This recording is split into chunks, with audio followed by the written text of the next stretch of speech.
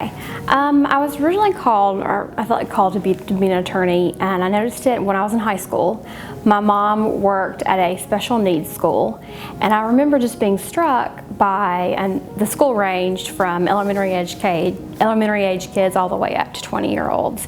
And I remember just being struck by these kids and how sweet and kind and just innocent they were. And I remember thinking about how like they would not ever be able to really speak for themselves, or like what they needed for themselves, or if someone was hurting them, like they would never really be able to speak up about that. In that same year, I also started helping with Special Olympics.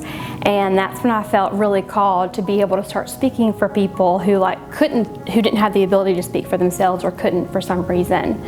Then when I was in law school, I also worked as a legal intern for an advocacy group, and that really kind of broadened my idea just of how many vulnerable groups there are. I became a lawyer. I guess everybody wants to say this because I wanted to save the world, you know, and make everything right.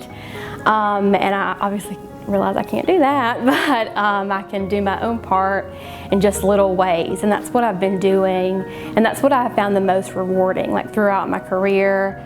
I also worked and did a lot of commitments, and I worked with a lot of people who were being committed to different mental institutions, either for short-term or long-term stays.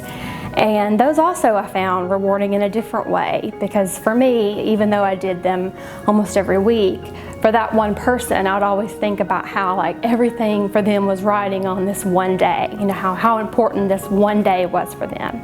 And so I would always do my best, you know, not just, you know, to do my job as a lawyer, but I felt to do my job as a person, you know, and just be there for them in that way and show them that they weren't alone, you know, that they at least had someone on their team. And that's always been what I've tried to do, and it's allowed me to really connect with my clients in a way that I didn't think was possible. And I'm really excited at Beasley Allen to be able to do that on an even bigger scale, like on a national level. Helping people has always been what has sustained me and like what's made me happy.